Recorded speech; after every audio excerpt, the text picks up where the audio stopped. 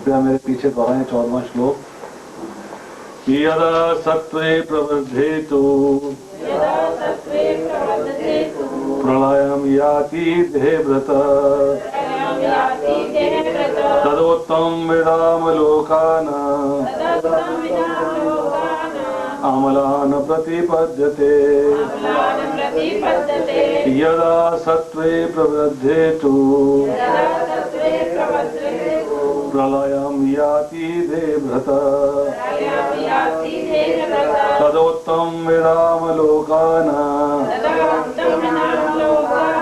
अमलान् प्रतिपद्यते। यदा सत्त्वे प्रवृद्धेतु प्रलयं याति देहभृत तदोत्तमं विदामलोकान् अमलान् प्रतिपद्यते। इसका अनुवाद पढ़ता हूँ, कृपया ध्यान पूर्वक सुने। जब कोई सतोगुण में मरता है तो उसे महर्षियों के विशुद्ध उच्चतर लोकों की प्राप्ति होती है। श्लोक संख्या 15। जब कोई रजोगुण में मरता है तो वह सकाम कर्मियों के बीच में जन्म ग्रहण करता है, और जब कोई तमोगुण में मरता है तो वह पशु योनि में जन्म धारण करता है। श्लोक संख्या 16। पुण्य कर्म का फल शुद्ध होता है और सात्विक गुण कहलाता है, लेकिन रजोगुण में संपन्न कर्म का फल दुख होता है और तमोगुण में किए गए कर्म मूर्खता में प्रतिफलित होते हैं। श्लोक संख्या 17। सतोगुण से वास्तविक ज्ञान उत्पन्न होता है, रजोगुण से लोभ उत्पन्न होता है और तमोगुण से प्रमाद, मोह तथा अज्ञान उत्पन्न होते हैं। श्लोक संख्या 18। सतोगुणी व्यक्ति क्रमशः उच्च लोकों के ऊपर जाते हैं, रजोगुणी से पृथ्वी लोक में रह जाते हैं, और जो अत्यंत गर्हित तमोगुण में स्थित है वह नीचे नरक लोकों में जाते हैं। श्लोक संख्या 19। जब कोई अच्छे तरह से जान लेता है कि समस्त कार्यों में प्रकृति के 3 गुणों के अतिरिक्त अन्य कोई कर्ता नहीं है, और जब वह परमेश्वर को जान लेता है जो इन 3 गुणों से परे है, तो वह मेरे दिव्य स्वभाव को प्राप्त होता है। श्लोक संख्या 20। जब देहधारी जीव भौतिक शरीर से संबंध इन 3 गुणों को लांघने में समर्थ होता है, तो वह जन्म, मृत्यु, बुढ़ापा तथा उनके कष्टों से मुक्त हो सकता है और इसी जीवन में अमृत का भोग कर सकता है।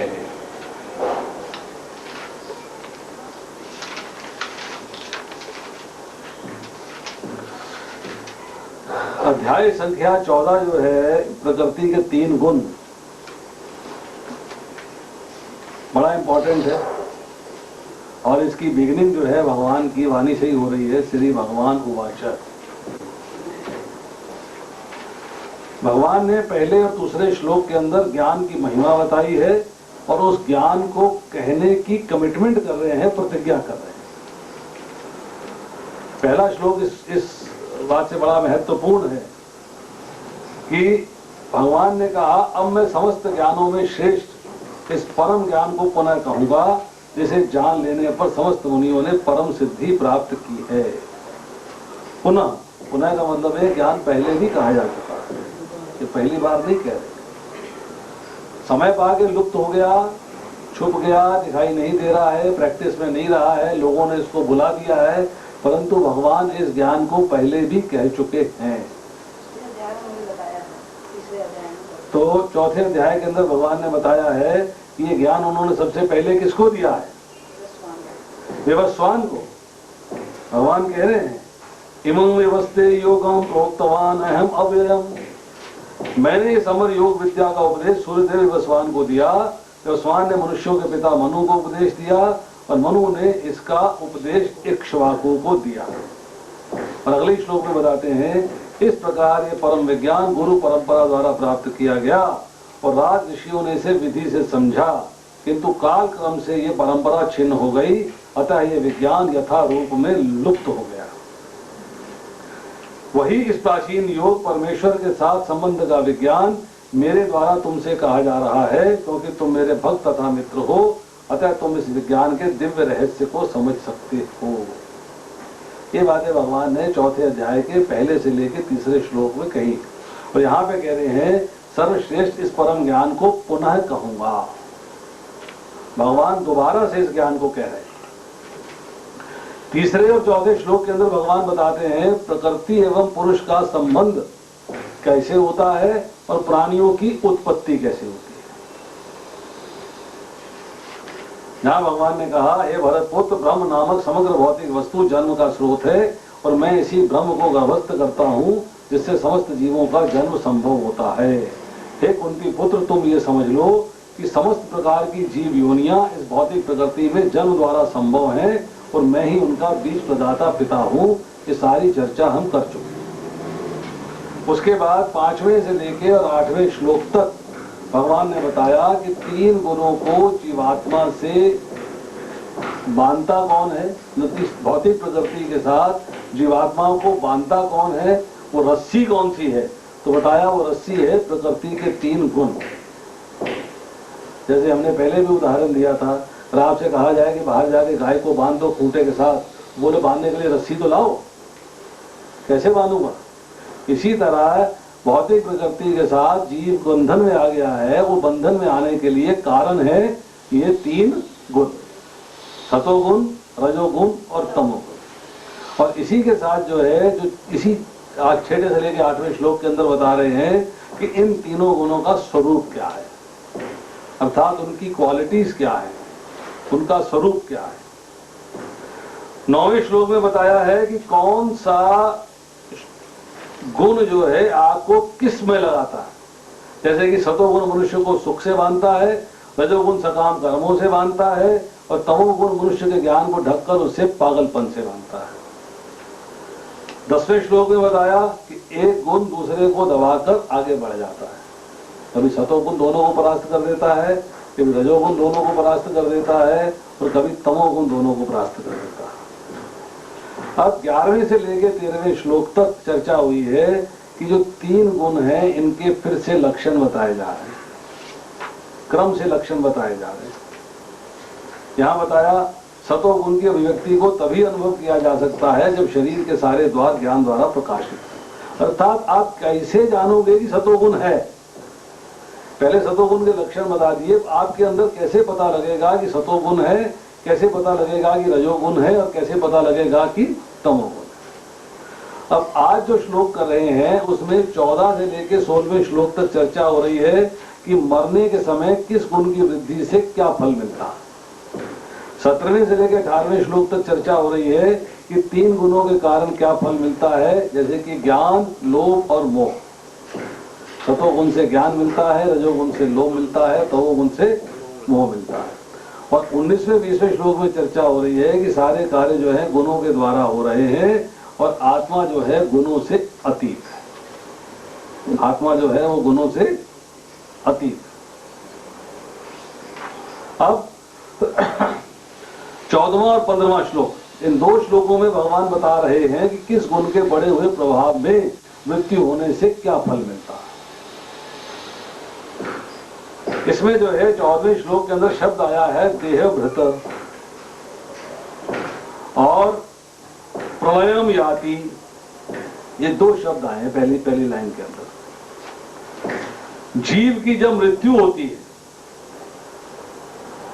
तो बड़े हुए सत्वगुण में तुम्हें प्राप्त करता है निर्मल लोक। मतलब यहां बताया जा रहा है कि अगर उसके अंदर सत्वगुण बढ़ गया, जैसे अभी चर्चा करी प्रभु जी ने, पिछले हफ्ते यहाँ चर्चा हुई थी कि इस बात को बेसिक फॉर्मेट समझ लो आप कि कोई व्यक्ति तीनों गुणों से रिक्त नहीं है। No one.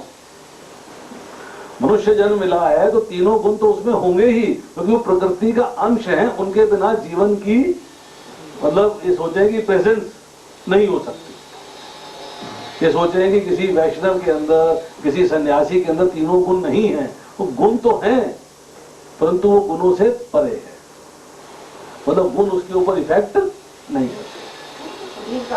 गुण जो है प्रकृति का अंश है, तो गुण तो होने ही होने हैं, उनके बिना आप शरीर की मतलब एक सोच ही नहीं सकते कि उसके बिना शरीर हो सकता है।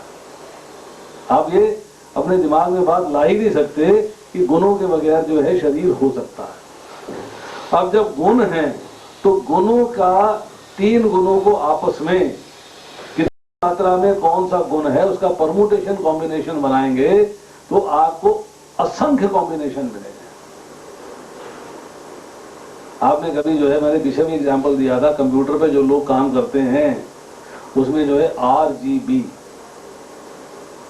जो कलर हैं, CYMK जो कलर्स हैं, उन कलर्स के अंदर जो है कंप्यूटर में ब्लॉक बने हुए हैं। उसमें आपने किसी में 1% रखा है, दूसरा 3% रखा है, चौथा 8% रखा है और पांचवा जो है आपने 91% रखा है, 90% रखा है, एक अलग कलर है। इसका 1 से 2% कर दिया, 91 का 90 कर दिया, एक नया कलर बन गया। इसका 1 से 3 कर दिया, बाकी दो तो अभी टच ही नहीं किए, या 3 थे तो दूसरा बीच का टच ही नहीं किया, बीच का फिक्स कर दिया।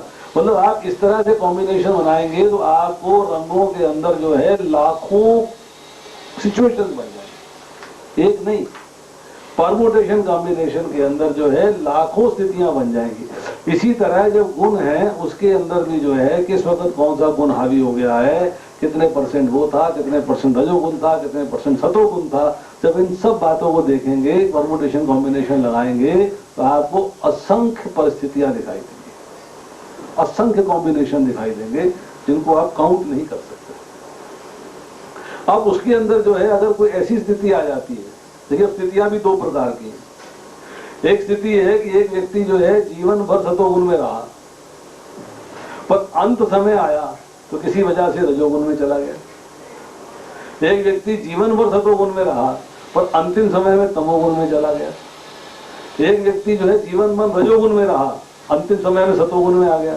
तो ये भी कॉम्बिनेशन बन रहे हैं कि life long and last minute, life पूरी और लास्ट मिनट, ये भी अजीब कॉम्बिनेशन बन रहे हैं। तो यहाँ भगवान बता रहे हैं कि जब जीव की मृत्यु के समय सत्वगुण अगर बढ़ा हुआ है तो वो निर्मल लोक प्राप्त करता है। निर्मल लोक का मतलब ये है वो लोक जहां मल, कंटैमिनेशन, कलमश नहीं, मतलब वो शुद्ध लोक है। यहाँ प्रभुपाद जी शब्द इस्तेमाल करते हैं महर्षियों के विशुद्ध, और शुद्ध लोग जो है, विशुद्ध लोग जो है वो पृथ्वी से नीचे नहीं है। पृथ्वी से जैसे जैसे ऊपर बढ़ते जाएंगे वैसे वैसे लोगों में शुद्धता आती चली जाएगी।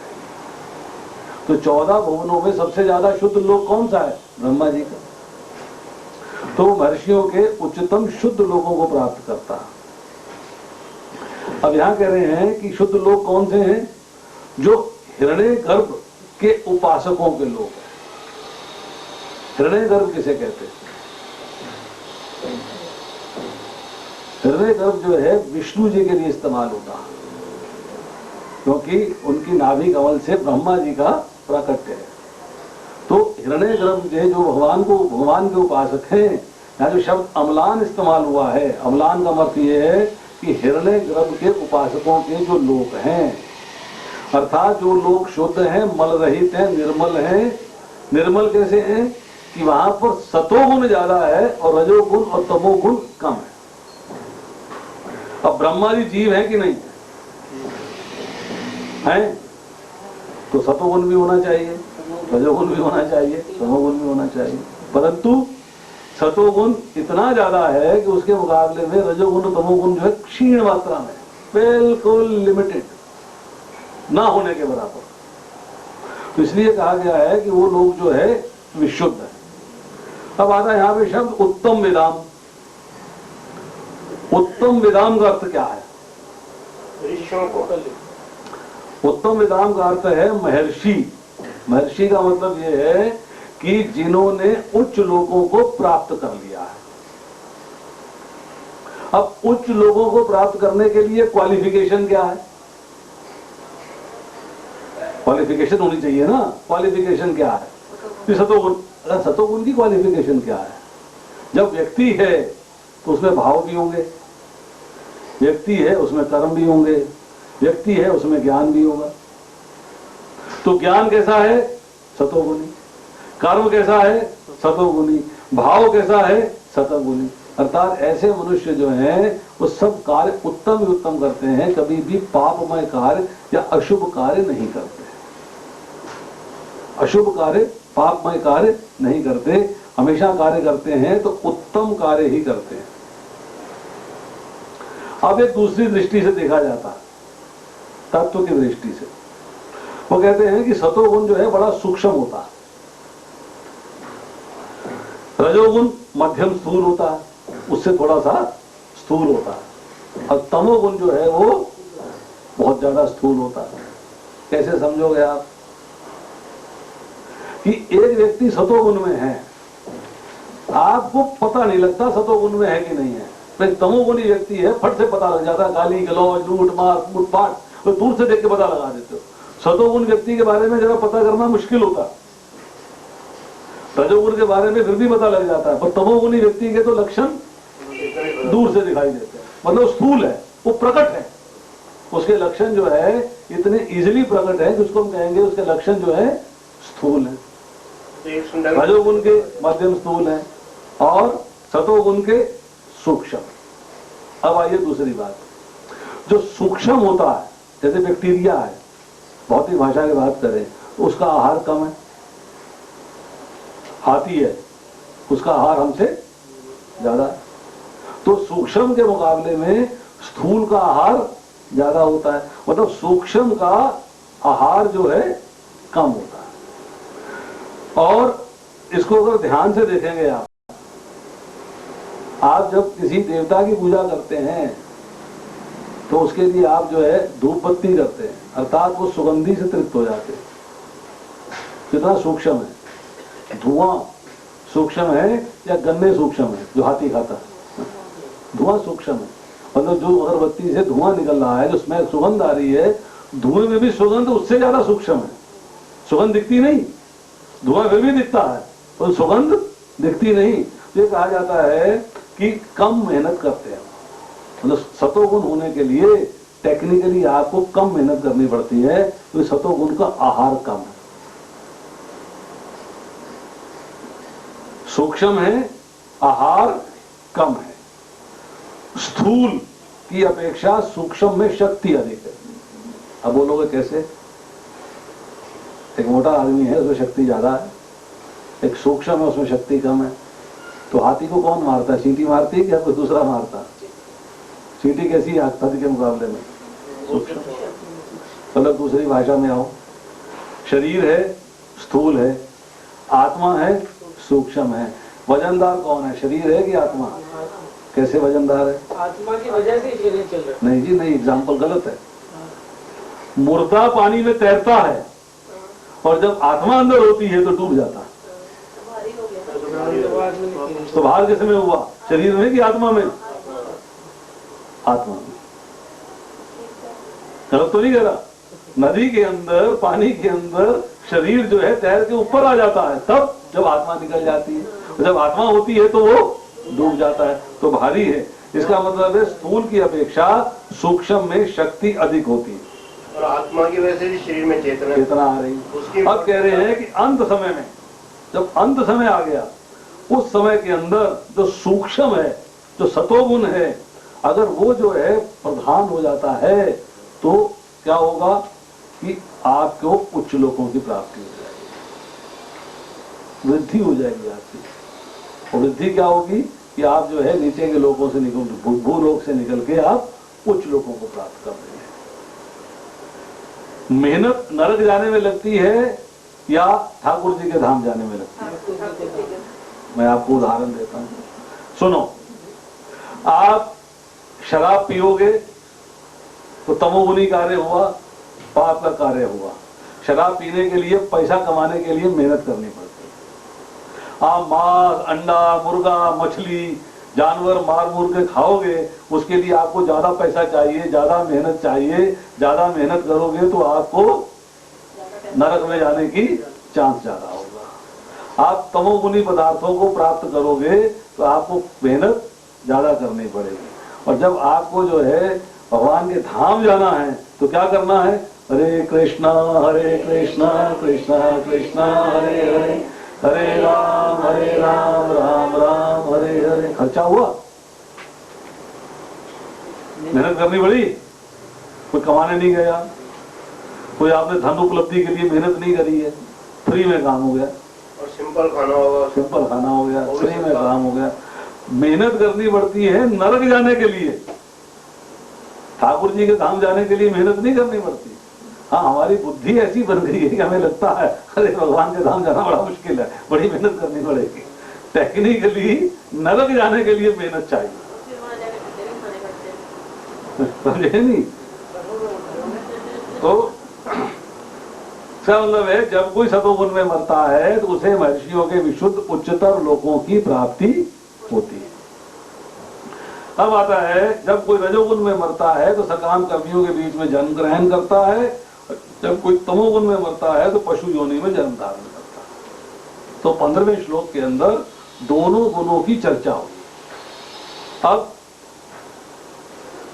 अंतिम समय में रजोगुण बढ़ गया, आप तमोगुण में थे उस स्थिति में बढ़ गया, या सतोगुण में थे सतोगुण को परास्त करके रजोगुण बढ़ गया। रजोगुण का इफेक्ट क्या है? लोभ, प्रवृत्ति अर्थात सकाम कर्मों में लगने की शक्ति, बार बार सकाम कर्मों में लग जाते हैं। अशांति, अशांति क्योंकि आपको जो है लालच इतना पड़ा हुआ है, ये ले लूं ये ले लूं ये ले लूं, स्प्रेहा इतना लालच है, इतना आपको लोभ है कि आप उसके बिना रह नहीं सकते हो। अब आपकी अंतिम समय में वृत्तियां बढ़ गई हैं, मरने के कगार में खड़ा है परंतु अभी भोगना चाहता है, भोगों से निवृत्त नहीं होना चाहता, अभी भोग भोगना चाहता है और उसका शरीर छूट गया। अब जब शरीर छूटा है ऐसी स्थिति में तो उसकी मति किस चीज में थी? मति थी कर्मों में, कि मैं ये कर लूं, मैं ये कर लूं, मैं ये कर लूं, मैं ये कर लूं, किसके लिए? भोगने के लिए। मति किसमें थी? इंद्रिय तृप्ति में। मति किसके लिए थी? कर्मों में आकर्षण था। अर्थात जब ऐसी आसक्ति व्यक्ति रखेगा तो कहां जन्म लेगा? जहां कर्म होते हैं। और कर्म कहां होते हैं? मनुष्य योनि। क्योंकि आसक्ति कर्मों में थी, आसक्ति कर्मों में थी, तो अब जन्म भी लेगा उस योनि में जहां कर्म होते हैं। ना तो देवताओं की योनि में कर्म होते हैं, ना पशुओं की योनि में कर्म होते हैं, तो सब भोग योनियां। इसलिए जो व्यक्ति रजोगुण में मरता है वो मनुष्यों में ही जन्म लेता है, उसके पास दूसरा कोई अल्टरनेटिव नहीं। यहां इस बातों को बताया गया है कर्म संगीषु जायते। कर्म संगीषु मतलब सकाम कर्मियों की संगति में, कर्म में उसकी आसक्ति थी, सकाम कर्मियों में अर्थात कर्मियों में वो पैदा हो गया। अब यहां कहा जा रहा है कि these man are attach to work. पिछले जन्म में भी कर्मों के प्रति आसक्त थे, रजोगुण में मृत्यु के समय जो है प्राणी जो है अपनी भौतिक इच्छाओं को पूर्ण करने वाले जो शास्त्रोक्त कर्म हैं उनमें आसक्त हुआ। अब अगले जन्म में भी उन्हीं कर्मों में आसक्त मनुष्यों में वो जन्म लेगा। ये है कर्म संगीषु। अब आती है बात तमोगुण में, कि अंत काल में तमोगुण बढ़ गया। तमोगुण में बढ़ने का मतलब क्या होता है? तब उसमें मोह आ गया है, आलस्य आ गया है और प्रमाद आ गया। तीन चीजें आ गई। अंतिम समय में जब चिंतन करता है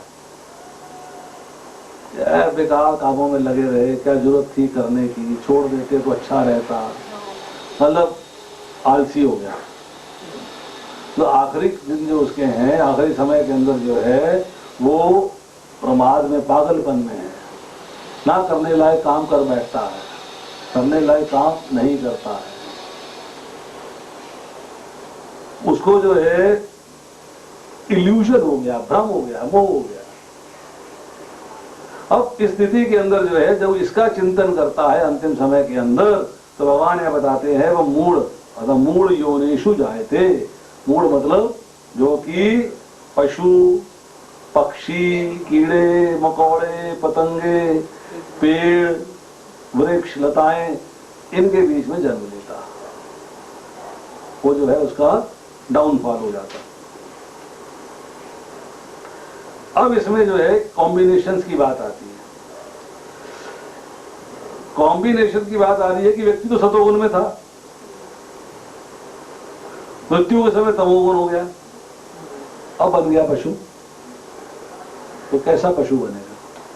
वो भी सब गुण अच्छी उसे गाय वगैरह, मतलब उसको जो है पशु योनि भी, पक्षी योनि भी उसको ऐसी मिलेगी जिसके अंदर जो है सतोगुण का प्रभाव ज्यादा है। जैसे आप देखें कि मोर है, कबूतर है, एक अलग बाज है, चील है, उल्लू है, मतलब हर एक की क्वालिटीज जो हैं अलग अलग है। पक्षियों के अंदर भी, जानवरों के अंदर भी, कीट पतंगों के अंदर तितली बन गया, भंवरा बन गया, या मधुमक्खी बन गया काट रहा है, ततैया बन गया काट रहा है। जानवरों के अंदर भी जानवरों में भी नहीं, ये तो भोग योनि है ना। नहीं, भोग योनियां है, कर्म योनि नहीं है, पर गुणों का प्रभाव तो उनमें भी है ना। वो थोड़ा कि गुण नहीं है उसके अंदर, जानवर में सतोगुण रजोगुण तमोगुण नहीं है। वो भी तो प्रकृति से है। तो इसलिए जो पिछले जन्म के अंदर जो उसके जैसे गुण थे, सारे जीवन जैसे गुण थे, उन गुणों का प्रभाव, अंतिम समय का प्रभाव, अंतिम समय के प्रभाव के कारण उसको एक पर्टिकुलर योनि मिली, परंतु जो सारे जीवन के गुण थे उनका प्रभाव भी वहां पर दिखाई देता है कि पशुओं के अंदर, पक्षियों के अंदर, वृक्षों के अंदर भी योनियां जो मिलती हैं उसी के अनुसार मिलती है। इसका मतलब ये है कि यह ना सोचें कि सारे जीवन में वो गलत काम करते रहे हाँ। और अंत समय जब भगवान का नाम हाँ, लेंगे, ऐसा नहीं। बस ऐसा नहीं है। अंत में भगवान का नाम ले देंगे तब भी तो चले जाएंगे। धाम चले जाओगे आप, लेना पड़ेगा नहीं नहीं, चाहे लेना पड़ेगा भगवान का नाम। नहीं, ये भी बताओ इसमें, अगर सारा जन्म तो हम रजोगुण में रहे, अंतिम समय में सतोगुण में आ यही गए, मैंने फिर प्रश्न आप पूछा। ऊपर चले जाएंगे तो सारे तमोगुण का क्या होगा? कौन सा तमोगुण?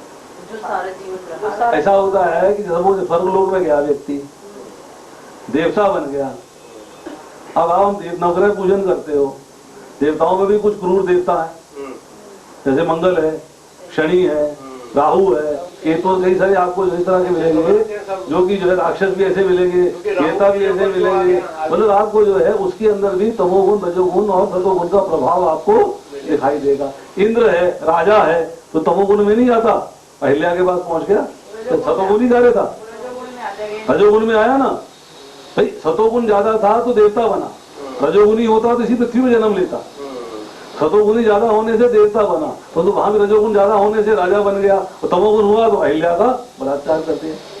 तो ये जो गुण है ये आपको हर जगह पे मिलेंगे, हर स्थान पे मिलेंगे, महर्षियों कुछ लोगों में भी मिलेंगे, नीचे भी मिलेंगे। अलग है कि वहां पर तमोगुण रजोगुण कंपैरेटिवली कम कम कम कम होते जाते हैं, वहां सतोगुण बढ़ता चला जाता है, परंतु ये नहीं है कि वहां पर ऐसा नहीं होगा।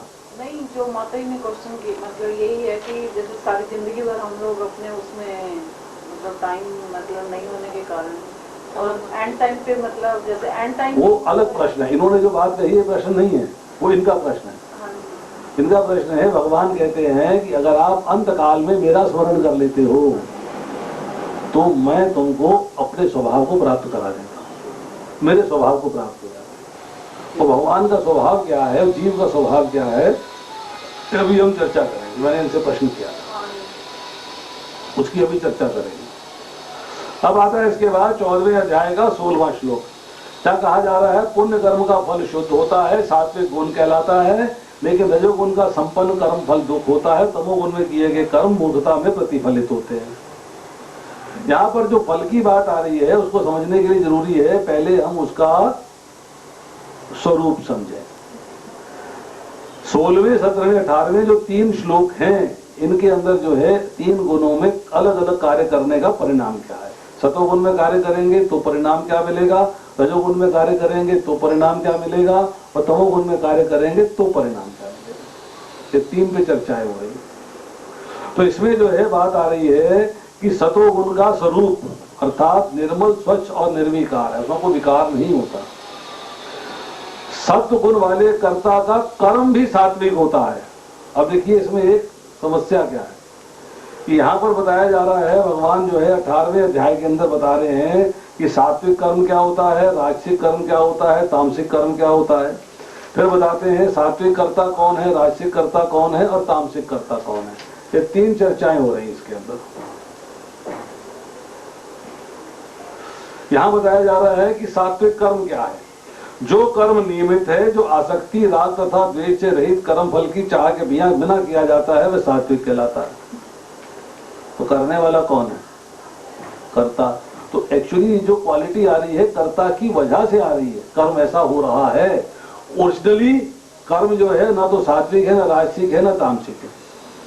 सात्विक कर्ता सात्विक कर्म कर देता है, जो सात्विक कर्म कह देते हैं, जो राजसिक करता है राजसिक कर्म कर देता है, कर्म करता है उसे राजसिक कर्म कहते हैं। जो तामसिक करता है, जो कर्म कर देता है उसको तामसिक कह देते हैं। कर्म का अपना स्वरूप कुछ नहीं है, सेल्फ ओरिजिन नहीं है, ये कर्म अपने आप हो गया, ऐसा नहीं होता। कर्म किसके द्वारा होता है?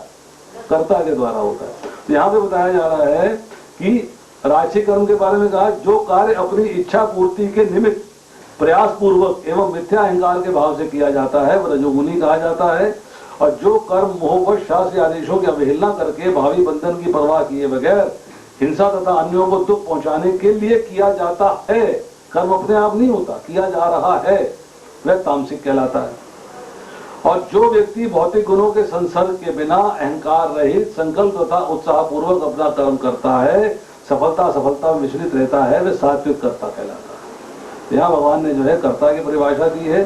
जो कर्ता कर्म तथा कर्म फल के प्रति आसक्त होकर फलों का भोग करना चाहता है, जो लोभी, सदैव ईर्ष्यालु, अपित्र और सुख दुख में विचलित होने वाला है, वह राजसी कहलाता है।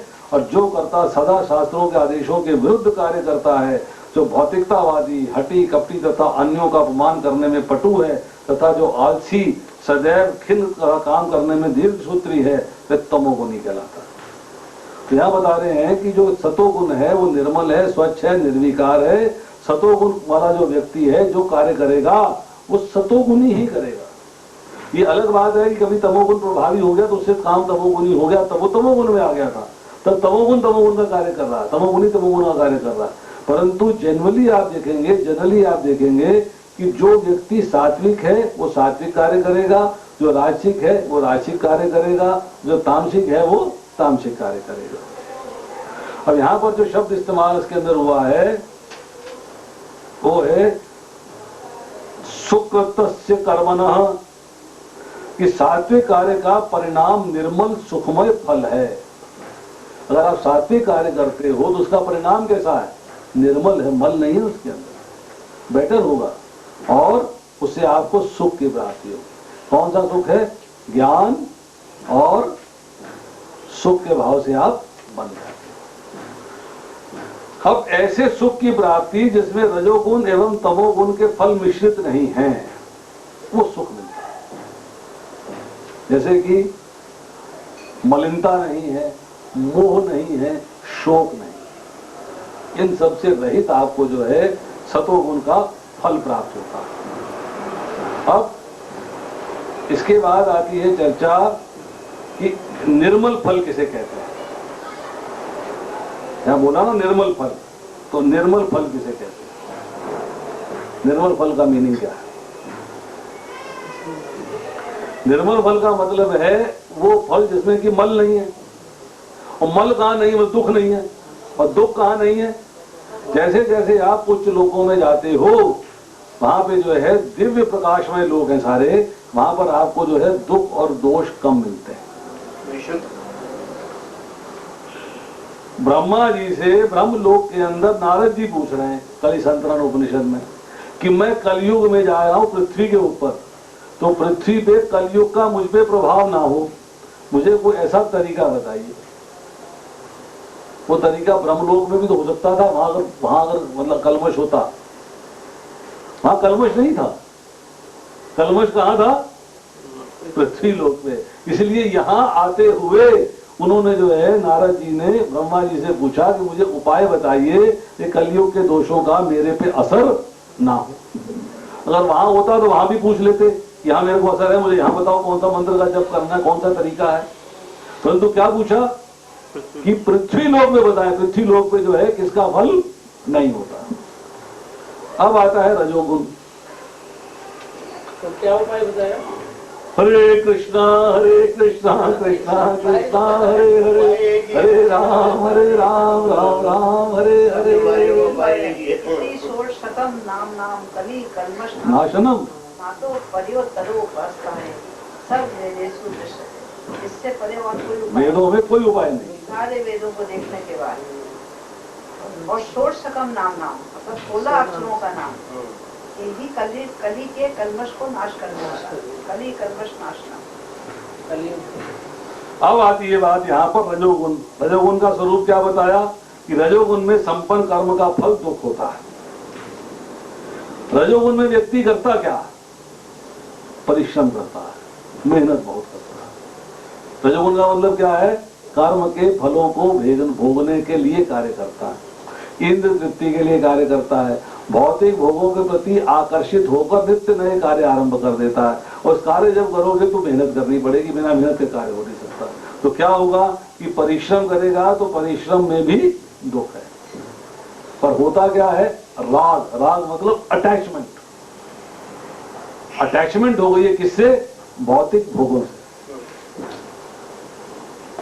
तो रजोगुण के बारे में बताया कि इसका जो स्वरूप है वो अटैचमेंट का है भौतिक भोगों के प्रति। और जब राग वाला जो कार्य करने वाला है, जो राग वाला करता है, अर्थात जिसमें जो है भौतिक भोगों के प्रति आकर्षण है, ऐसा जो करता है वो जो भी कर्म करेगा वो राजसी कर्म कहलाएगा। और कर्म से क्या होगा? या पदार्थों का भोग करेंगे, शरीर के सुख आराम के लिए भोग करेंगे और आदर सत्कार का भोग करेंगे। भोग होगा, कामना होगी, लोभ होगा, कामनाएं बढ़ जाएंगी, लोभ आ जाएगा। और जब लोभ आ जाएगा तो क्या होगा कि मरने के बाद अगर आपको स्वर्ग लोक की प्राप्ति भी हो जाती है तो भी उसमें सुख नहीं है, क्योंकि पुण्य फल क्षीण होते ही फिर आपको लौट के आना है। वहां भी डर है कि मेरी कुर्सी ना छिन जाए, वहां भी परेशानी है कि मेरे को जो है मेरे जो है स्वर्गलोक पे कोई कब्जा ना कर ले।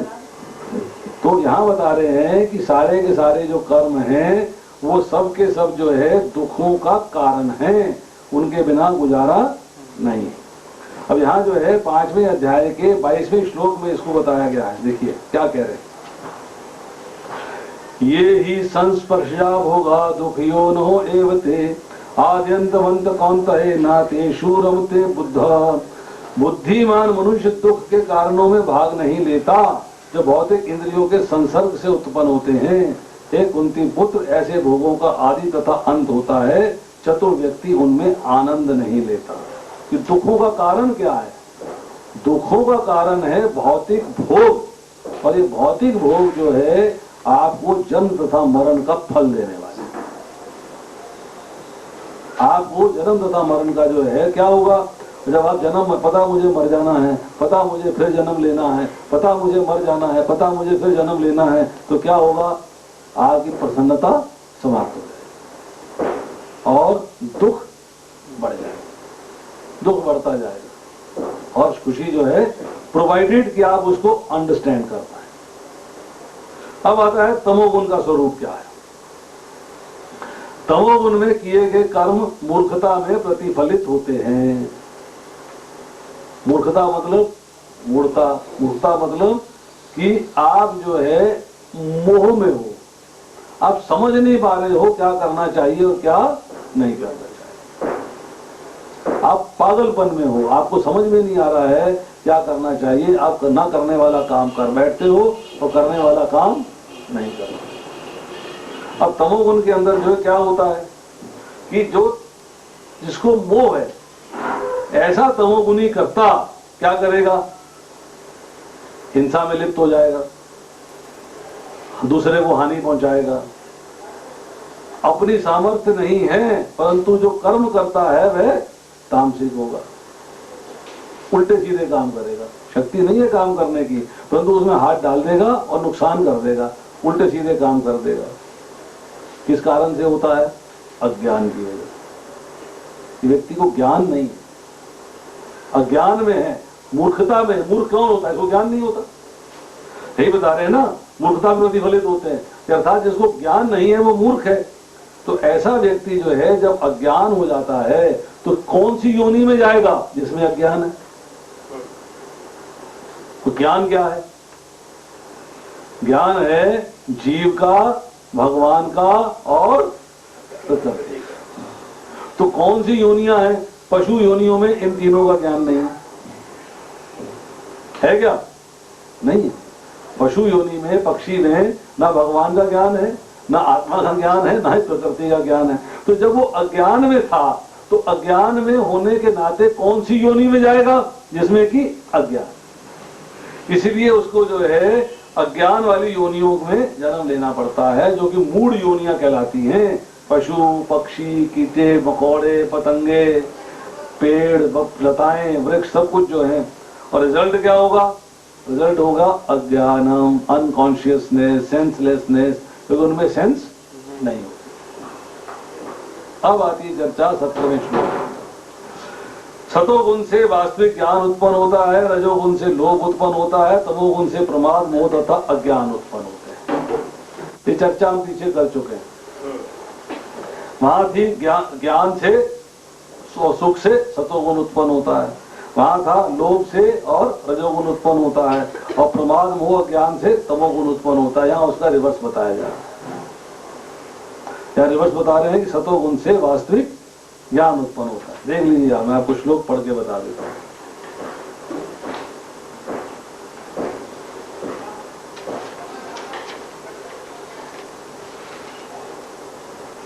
रजोगुण की उत्पत्ति, 7वां श्लोक निकालिए। रजोगुण की उत्पत्ति असीम आकांक्षाओं तथा तृष्णाओं से होती है, और यहाँ बता रहे हैं कि रजोगुण से लोभ उत्पन्न होता। तो यही है कि जैसे बीज से वृक्ष बनता है, तो वृक्ष से असंख्य बीज निकलते हैं, उनसे फिर वृक्ष बनता है, असंख्य वृक्ष बनते हैं, तो बढ़ते चले जाते हैं।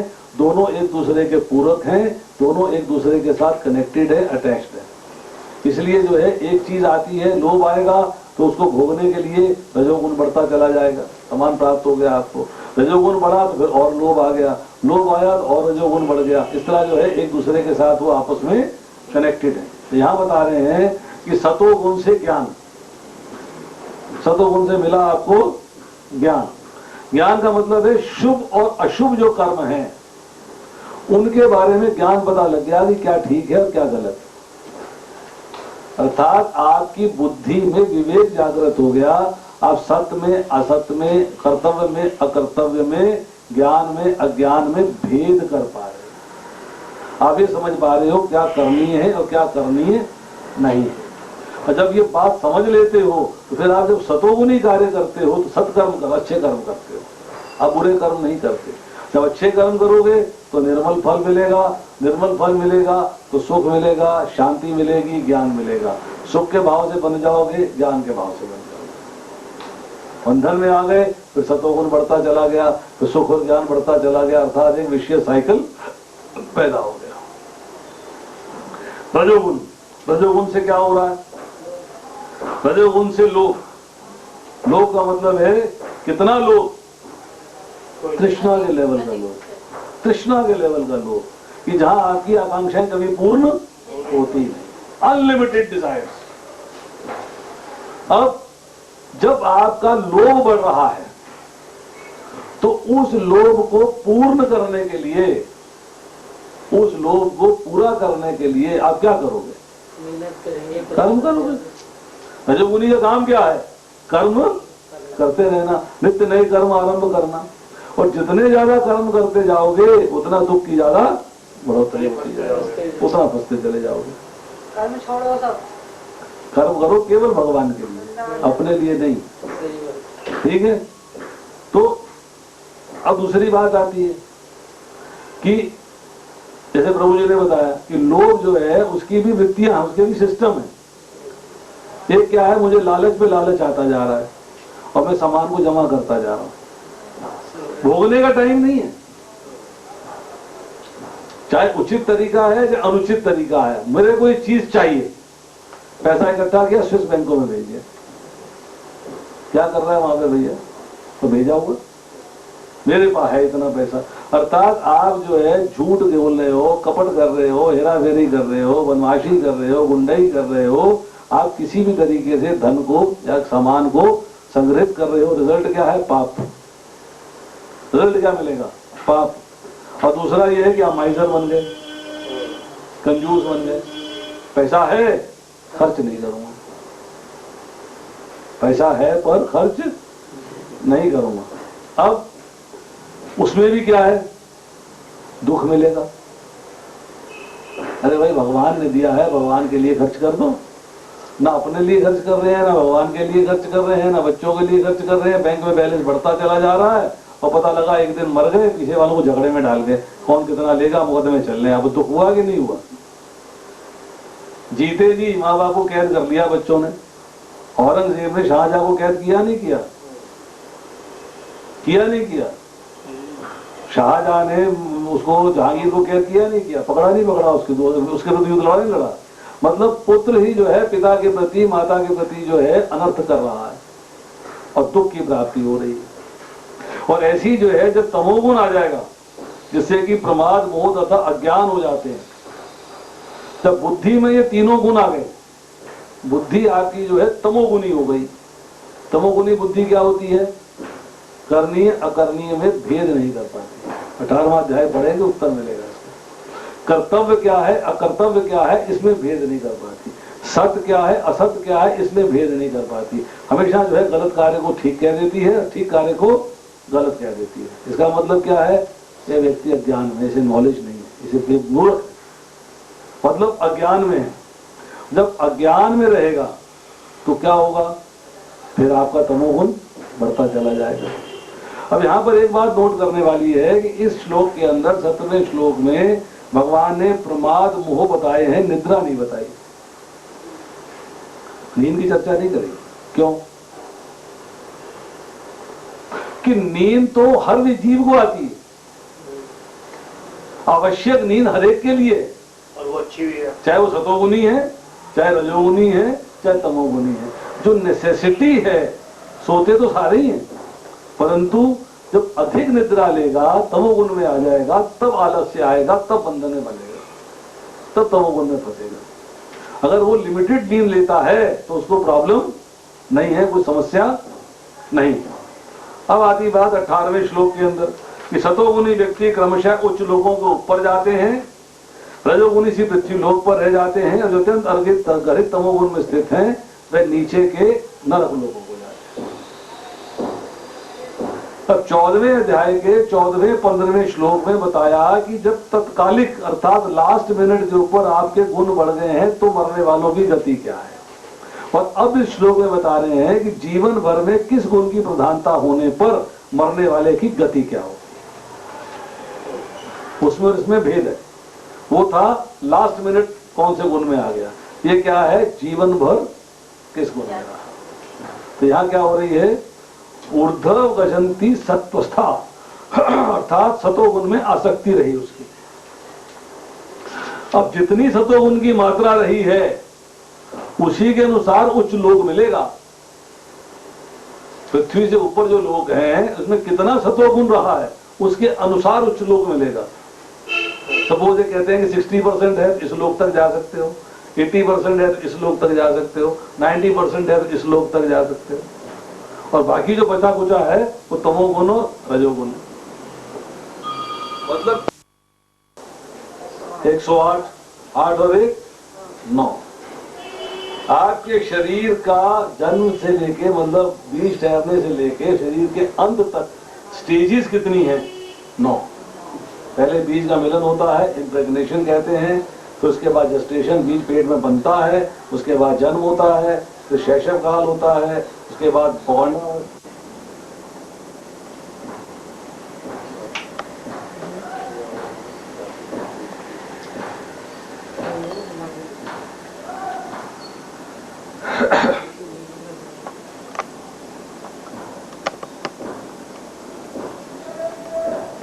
देखो बैलेंस ठीक है, नीचे से कुछ नहीं करना, सिर्फ स्विच ऑन करना। थोड़ा सा माता जी करना।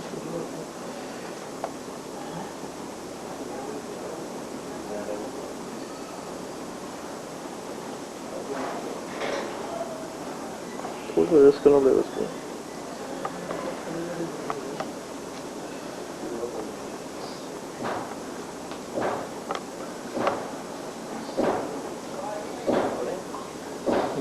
स्विच ऑन कर दिया? हाँ जी।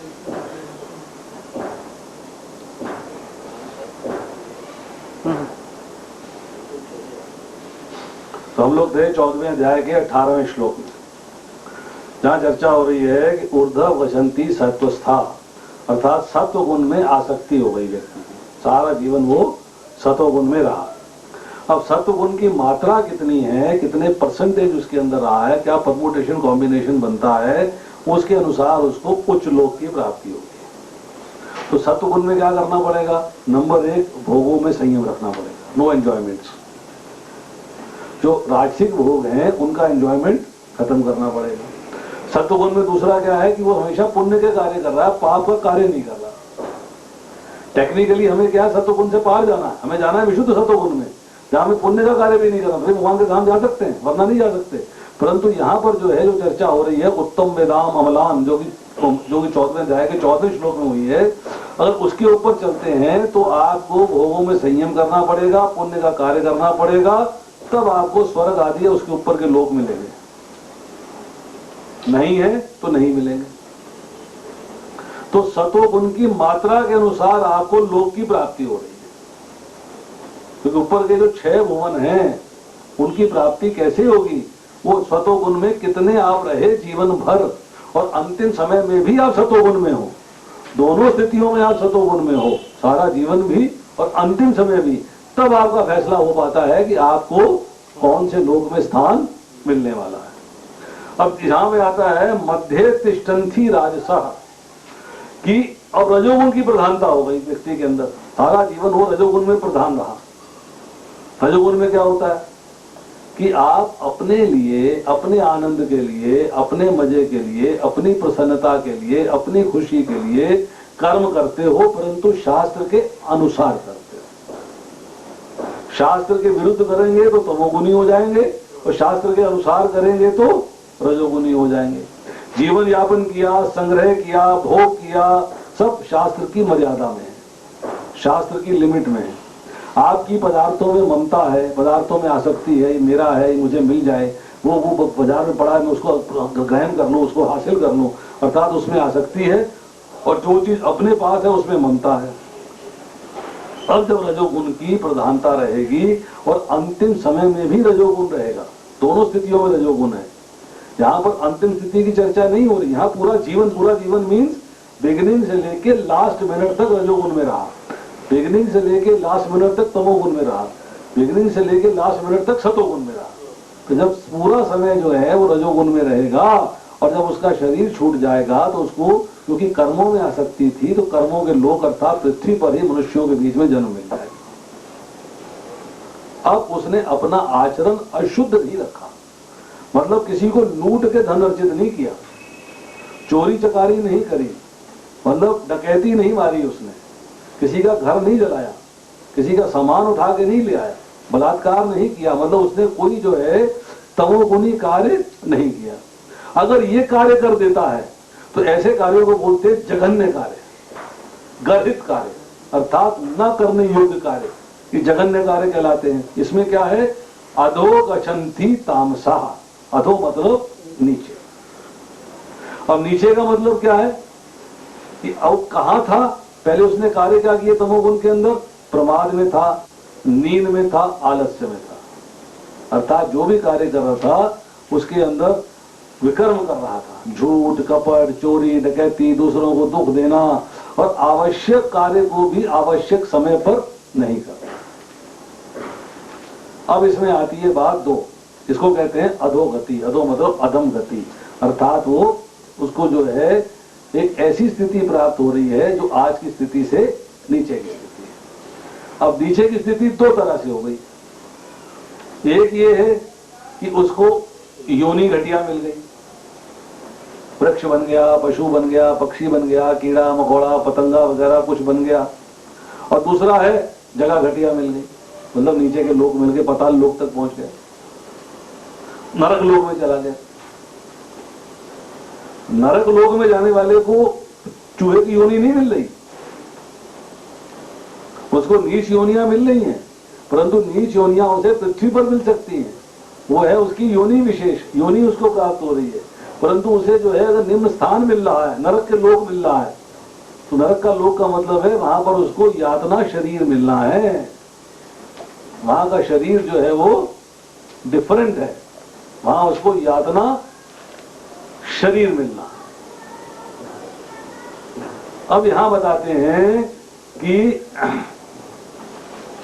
अगर एक व्यक्ति, भागवत में कहा जा रहा है कि गुणों को बढ़ाने वाले 10 कारण हैं, जैसे कि शास्त्र, जल, जल मतलब खाना पीना, प्रजा अर्थात संग कैसा है आपका, स्थान, समय, कर्म, जन्म, ध्यान, मंत्र और संस्कार, ये 10 गुण ऐसे, 10 चीजें ऐसी हैं जो सात्विक हो तो सतोगुण हो जाएगा, राजसिक हो तो व्यक्ति रजोगुणी हो जाएगा, तामसिक हो तो व्यक्ति तमोगुणी। दोबारा बता दो।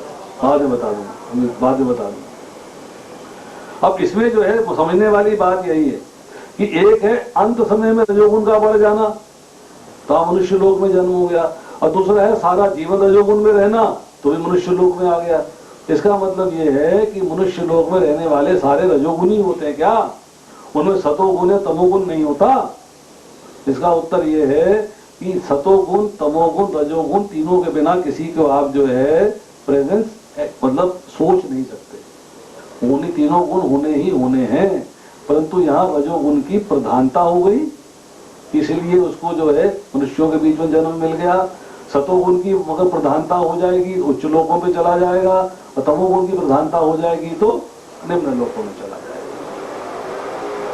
अब इसी को जब देखेंगे तो इसका मैंने बताया जैसे परमुटेशन कॉम्बिनेशन जो है, इसके आपको जो है असंख्य कॉम्बिनेशन मिलेंगे। जैसे कि इसी लोक के अंदर हम देखते हैं कि मनुष्य हैं, मनुष्यों के अंदर भी सतोगुणी भी है, रजोगुणी भी है, तमोगुणी भी है, तीनों प्रकार के। जैसे उन्होंने कर्म किए थे, जैसे उनके गुण रहे हैं, वैसे ही उनको फल मिलना है। पशुओं में भी है, पक्षियों में भी है, पेड़ों में भी है। और पीपल का पेड़ और कीकर का पेड़ दोनों में फर्क है, दोनों सेम नहीं है। गुलाब का फूल और कांटेदार फूल है, दोनों में फर्क है। गुलाब का फूल जो है उसमें, या जो अपना कमल का फूल है उसमें, और एक ऐसे पेड़ जिनमें की कांटे कांटे होते हैं, उसके ऊपर फूल लगता है, वो पेड़ कांटेदार है, वो पेड़ जो है बड़ा सुंदर है। मतलब अलग अलग चीजें हैं, तो इसलिए जो है पेड़ों में भी फर्क मिलेगा, पशु पक्षियों में भी फर्क मिलेगा। अब आता है 14वें अध्याय का 19वां श्लोक, जहाँ कह रहे हैं जब कोई अच्छी तरह जान लेता है कि समस्त कार्यों में प्रकृति के तीनों गुणों के अतिरिक्त तो कोई करता नहीं है, और जब वह परमेश्वर को जान लेता है जो तीनों गुणों से परे है, तो मेरे दिव्य स्वभाव को प्राप्त होता है। अब 19वें 20वें में बता रहे भगवान पुनर्जन्म के बारे में। दिव्य स्वभाव, मेरा दिव्य स्वभाव मतलब तीनों गुणों को लांग के मेरे दिव्य स्वभाव में आ जा रहा है। क्या है? बता रहे हैं कि गुणों के संग से है क्या, और मुक्ति होगी कैसे, और मुक्ति जो कि गुणों से परे है। ये 3 बातें बताएं। तो यहां भगवान जो है 2 कार्यों को बराबर बता रहे हैं। नंबर 1 3 गुणों को पार कर जाना,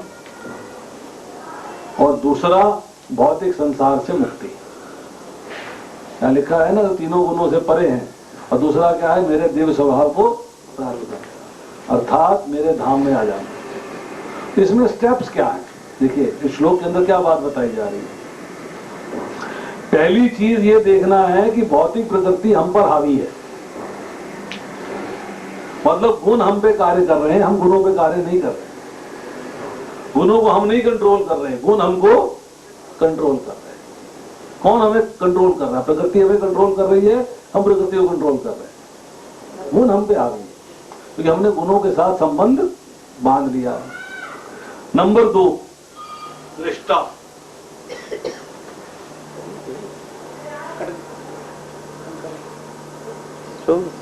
नंबर 2 जो है दृष्टा।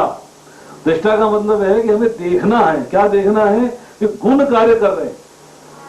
ये समझ लेना है कि जीव, हमने 13वें अध्याय में बात पढ़ी है कि जीव कार्य नहीं कर रहा, परंतु प्रकृति के गुण कार्य कर रहे हैं, और मैं जीव उनसे अलग हूं। गुण एजेंट है और कार्य है ऑब्जेक्ट।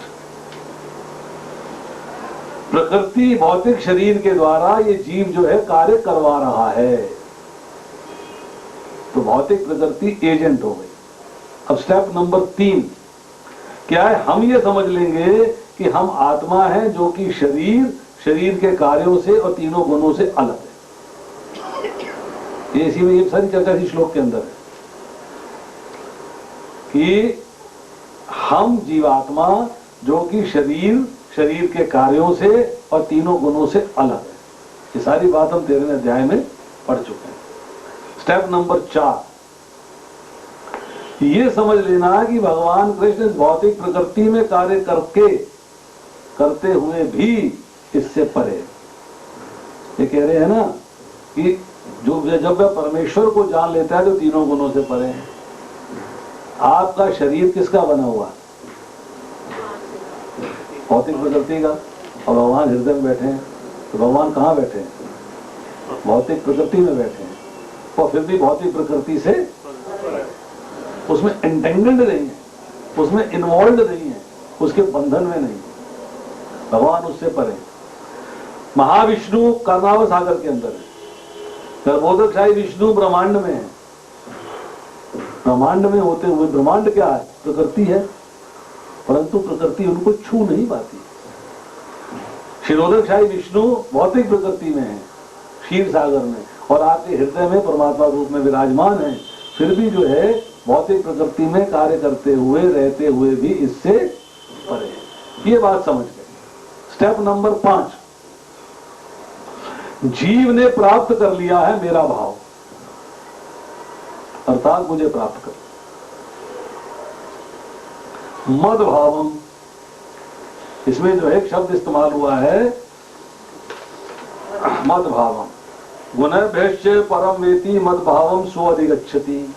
मद भावम अर्थात जीव जो है वो मेरे भाव को अर्थात मुझे प्राप्त कर लेता है। और यही बात जो है भगवान बताते हैं। देखिए आप 13वां अध्याय निकालिएगा और उसका 35वां श्लोक निकालिएगा, जहाँ कहते हैं जो लोग ज्ञान के चक्षुओं के से शरीर तथा शरीर के ज्ञाता के अंतर को देखते हैं और भव बंधन की मुक्ति की विधि को भी जानते हैं, उन्हें परम लक्ष्य की प्राप्ति होती है। और फिर 19वें श्लोक में कहते हैं इस प्रकार मैंने कार्य क्षेत्र शरीर ज्ञान तथा ज्ञेय का संक्षेप में वर्णन किया है, जिसे केवल मेरे भक्त ही पूरी तरह से समझ पाते हैं और इस तरह मेरे स्वभाव को प्राप्त होते हैं। ठीक है, तो ये बात जो है भगवान ने 13वें अध्याय के अंदर बताई। तो इसकी समरी क्या हुई? इसको समराइज कैसे करेंगे कि गुणों के सिवाय अन्य कोई करता नहीं, नंबर 1। नंबर 2, संपूर्ण क्रियाएं गुणों के द्वारा हो रही हैं। नंबर 3, संपूर्ण परिवर्तन चेंजेस भी गुणों में हो रहे हैं, आत्मा में तब्दीली बदलाव नहीं आता। और नंबर 4, इसका मतलब क्या है कि जितनी क्रियाएं हो रही हैं, जितने परिवर्तन हो रहे हैं, उनमें कारण कौन है? केवल गुण। और आखिरी बात क्या कही है इसके अंदर, जो बता रहे हैं कि परमेश्वर तीनों से अलग हैं, अर्थात ये गुण जिसमें प्रकाशित होते हैं, मतलब जिससे ये गुण प्रकाशित हो रहे हैं, जिससे ये गुण आ रहे हैं, वह तत्व जो है इन गुणों से परे, अर्थात परमात्मा गुणों से परे। भौतिक प्रकृति किसका अंश है? भगवान का। गुण किसके अंश हुए? भगवान के, परंतु भगवान इनसे परे। भगवान जो है इनके साथ एंटेंगल नहीं होते। अब आता है इसमें लास्ट श्लोक, आज का 14वें का 20वां।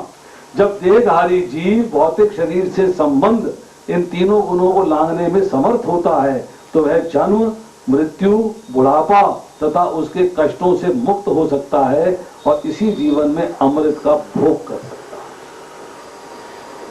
जो भगवान ने पिछले श्लोक में कहा है मद भावम, अर्थात मेरे भाव को प्राप्त कर लेता है, उसी बात को भगवान जो है ये यहाँ पर समझा रहे हैं।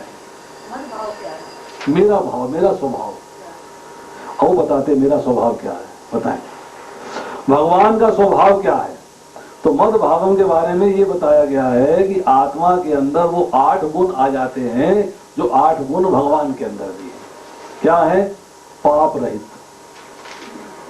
मृत्यु रहित, जरा रहित, बुढ़ापा नहीं आता, भूख रहित, भूख नहीं लगती, प्यास रहित, प्यास नहीं लगती, शोक रहित, नो लेमेंटेशन, और फुल्ली ट्रुथफुल, सत्य कामा और सत्य संकल्प, ऑल डिजायर्स ऑटोमेटिकली सेटिस्फाइड। ये 8 गुण जो हैं ये आ जाते हैं जीव के अंदर और परिलक्षित हो जाते हैं, अर्थात वो उन गुणों को प्राप्त कर लेता है। कब करता है? जब वो अपना भौतिक संसार से संबंध तोड़ देता है।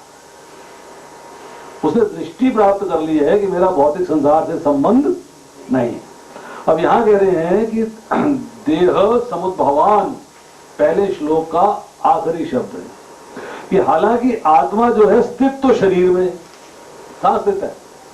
शरीर में, परंतु जीव को गुणों से अलग शक्ति के द्वारा तीनों गुणों से परे होकर उस पर काबू पा सकते हैं। काबू पाने के लिए तीनों गुणों का संग छोड़ना पड़ेगा और भगवान का संग लेना पड़ेगा, भगवान की शरण लेनी पड़ेगी। यही तीनों गुणों के संयोग से शरीर की प्राप्ति होती है, देह समुद्र भगवान। और जब तीनों गुणों से छूट जाएंगे तो देह की प्राप्ति समाप्त हो जाएगी, नहीं होगी, रिपीट नहीं होगा। गुणों के संग से देह की प्राप्ति हो रही है और गुणों का संग छूट गया है तो देह की प्राप्ति समाप्त हो जाएगी, अर्थात तीन गुणों से परे हो जाएगा। तो जन्म मृत्यु जरा व्याधि से परे जो अमृत है उसका आस्वादन मिलना शुरू हो जाएगा। वो यहां भी हो सकता है और वहां भी हो सकता है, दोनों जगह हो सकता है। तो इसका मतलब यह है कि मद भावम का अर्थ क्या हुआ शॉर्ट में। मद भावम का अर्थ हुआ संसार से मुक्ति, अर्थात डेथलेस, मृत्यु से मुक्ति, कि अब उसमें दोबारा मृत्यु नहीं आएगी। अर्थात ना जन्म होगा, ना बुढ़ापा आएगा, ना बीमारी आएगी, ना मृत्यु आएगी। और जब वो तो अब हो गई ना, वो तो मृत्यु हो गई, डर नहीं रहेगा ना, डर नहीं है उसको मृत्यु का, is not afraid of it. नहीं रहेगा ना जब वो स्टेज पर आ जाएगा तो। वो स्टेज पे आगे ना मृत्यु आएगी। सुनिए एक मिनट, बता, मृत्यु आ रही है, परंतु डेथलेस का मतलब यहाँ पे क्या मीनिंग है समझिएगा। अमृतम, अमृतम का मतलब ये है कि अब उसने मेरी शुद्ध भक्ति को करने की योग्यता प्राप्त कर ली, अब उसको मृत्यु से डर नहीं है, क्योंकि भगवान का भक्त हो चुका है। वो इज नॉट अफ्रेड, मृत्यु कभी भी आ जाए, आई एम नॉट वरीड। जो चीज डेथलेस का मतलब क्या है?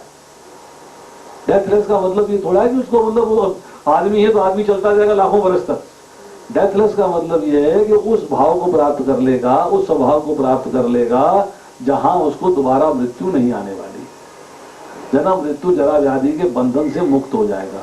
और यहाँ पे बात क्या कह रहे हैं, इसका एक मीनिंग बताया है, बलदेव विद्याभूषण लिखते हैं कि अर्थात मेरी शुद्ध भक्ति प्राप्त करने की योग्यता, एलिजिबिलिटी आ जाती है कि किस तरीके से भगवान की शुद्ध भक्ति कर सकता हूँ। अब इसके बारे में जो है जरा की बात हो रही है, मैं आपको एक दो श्लोक पढ़ के सुनाता हूँ। देखिए आप 13वें अध्याय का 9वां श्लोक है, जन्म मृत्यु जरा व्याधि दुख दोषानुदर्शनम, कि जन्म मृत्यु और बुढ़ापा और बीमारी आदि के जो दुख हैं उनके दोषों से निवृत्ति हो जाती है। इसी तरह जो है 14वें अध्याय के अंदर जो 20वां श्लोक पढ़ रहे हैं आज, वहां भी यही है, जन्म मृत्यु जरा दुख है विमिक्तो अमृत अश्नुते, अर्थात उसको जो है अब जन्म मृत्यु बुढ़ापा कष्टों से मुक्त हो सकता है और इसी जीवन में वो अमृत का भोग कर सकता है। और देखिए 7वें अध्याय का 29वां श्लोक आपको बता दें, ये देखिए यहाँ क्या कहते हैं, जरा मरण मोक्षाय मामाश्रित्य यतन्ति, अर्थात जो जरा तथा मृत्यु से मुक्ति पाने के लिए यत्नशील रहते हैं वे बुद्धिमान व्यक्ति मेरी भक्ति की शरण ग्रहण करते हैं। तो यहाँ पे क्या हो रहा है कि जब आप अपने आप को प्रकृति के 3 गुणों से अलग कर लेते हो, उसको इंडिफरेंट हो जाते हो उनसे, तब आप जो है शुद्ध भक्ति करने की योग्यता प्राप्त कर लेते हो। उसमें क्या होगा कि आपको जरा में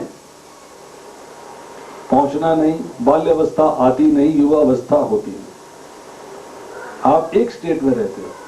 बचपन आ रहा है तब भी वही हाल है, बुढ़ापा आ गया है तब भी वही हाल है, जवानी आ गई है तब भी वही हाल है। क्या है? भक्ति भक्ति भक्ति भक्ति भक्ति, आप उसी में समाये हुए हो, आपको टेंशन नहीं है किसी बात की। और यही जो है बता रहे हैं कि इसी जीवन में अमृत का भोग कर सकता है। जहाँ यहाँ भगवान जी लिखते हैं दूसरे शब्दों में, कृष्ण भावनामृत में भक्ति करना भव पाश से मुक्ति का संकेत है। जब मनुष्य प्रकृति गुणों के प्रभाव से मुक्त हो जाता है तो भक्ति में प्रविष्ट हो सकता है, मतलब गुणों के प्रभाव से मुक्त हो जाता है तब भक्ति में प्रविष्ट होता है, अर्थात तब उसमें शुद्ध भक्ति करने की योग्यता प्राप्त हो जाती है। तब एलिजिबिलिटी आ जाती है कि मुझे शुद्ध भक्ति कैसे करनी है। अब इसके बाद चर्चा आएगी कि दुखों से, गुणातीत पुरुष जो है दुखों से मुक्त होकर अमरता को प्राप्त कर लेता है। ऐसा जब अर्जुन ने सुना है उसके मन में लालसा आ गई है कि गुणातीत के लक्षण तो बताओ, कैसे पहचानोगे? कैसे पहचानोगे? उसको जानने की जिज्ञासा हो गई है कि आप गुणातीत के लक्षण तो बताओ, गुणातीत कैसे होता है। और वो जो श्लोक है आपके 21 से लेकर 27 तक है, तो अगले सप्ताह जो है 21 से 27 तक के श्लोक किए जाएंगे, नंबर 1। और दूसरा कि बहुदेह थे, मत्स्य पुराण का श्लोक है, जहां चर्चा है एक विष्णु सब जगह उपस्थित है। भगवान की 16,108 रानियां थी, हर जगह उपस्थित है।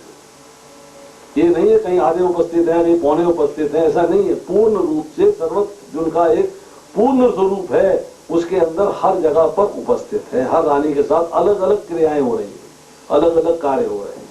तो एक विष्णु सब जगह उपस्थित है, इसमें कोई संशय नहीं। वे अपनी शक्तियों के रूप में सब जगह उपस्थित है, जैसे सूर्य अपनी किरणों के रूप में सब जगह उपस्थित है। अब आती है चर्चा इसके बाद 18वें श्लोक की। वे समस्त प्रकाशमान वस्तुओं के प्रकाश स्रोत हैं, वे भौतिक अंधकार से परे हैं, अगोचर हैं, ये ज्ञान है, ये है और ज्ञान के लक्ष्य हैं। वे सबके हृदय में स्थित है। अब यहां क्या चर्चा आ रही है? 13वें अध्याय के अंदर 6 से 7वें श्लोक में हमने चर्चा करी क्षेत्र के बारे में, 8वें से 12वें में चर्चा करी ज्ञान के बारे में। अब 13वें से लेके 18वें में चर्चा है ज्ञेय के बारे में, कि नोएबल क्या है, जानने योग्य क्या है। तो क्या जानने योग्य है कि भगवान के प्रकाश में तेज से प्रत्येक वस्तु प्रकाशित है। रोशनी कहां से आ रही है? आप हजारों बल्ब जला लीजिएगा, सूर्य जो है अभी उदय नहीं हुआ, आकाश में आया नहीं है, तब भी हर चीज दिखनी शुरू हो जाती है, जो करोड़ों बल्बों से नहीं दिखाई दे रही थी। वो तो सूर्य है, और सूर्य की रोशनी जिनसे आ रही है, अब उनके बारे में इमेजिन करो कि जिनसे सूर्य की रोशनी आ रही है, उनके बारे में इमेजिन करो कि भौतिक संसार को प्रकाशित करने वाले सूर्य हो, चंद्रमा हो, वो जो प्रकाश आ रहा है वो परमात्मा से ही आ रहा है। तो अब इसमें जो है इस सब ज्ञान प्राप्त करने के बाद तमसः परमा, ब्रह्म जो है प्रकृति से परे है, प्रकृति उसे छू भी नहीं सकती। भगवान ने क्या कहा है कि तीनों गुण मेरे अधीन हैं, इसका मतलब है मैं इससे परे हूं। अगर आप जो है किसी ऑफिस के अंदर काम करते हैं और बॉस को आप छू नहीं सकते, उसकी जो क्वालिटीज हैं, उसके जो गुण हैं, उसकी जो सैलरी है, उसके जो मतलब उपलब्धियां हैं, उनको आप छू नहीं सकते। You can touch it. इसलिए कहा जा रहा है कि ब्रह्म जो है प्रकृति से परे है और प्रकृति उसे छू भी नहीं सकती। श्वेताश्वर उपनिषद के अंदर श्लोक है 3 अध्याय का 8वां। आदित्य वर्ण तमसः परस्तात्, वे अविद्या रूप अंधकार से सर्वथा अतीत है। मतलब भगवान में अविद्या नहीं। वे सूर्य की भांति स्वयं प्रकाश स्वरूप है। किसकी भांति? सूर्य की भांति।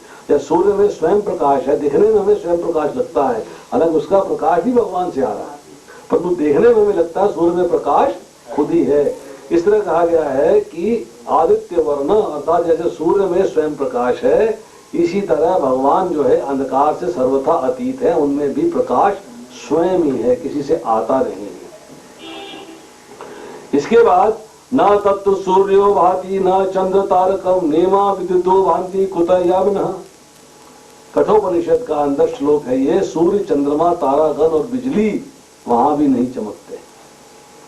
फिर इस लौकिक अग्नि की तो बात ही क्या है, क्योंकि प्राकृतिक जगत में जो भी तत्व प्रकाशशील है यह उस परमेश्वर की प्रकाश शक्ति का अंश है।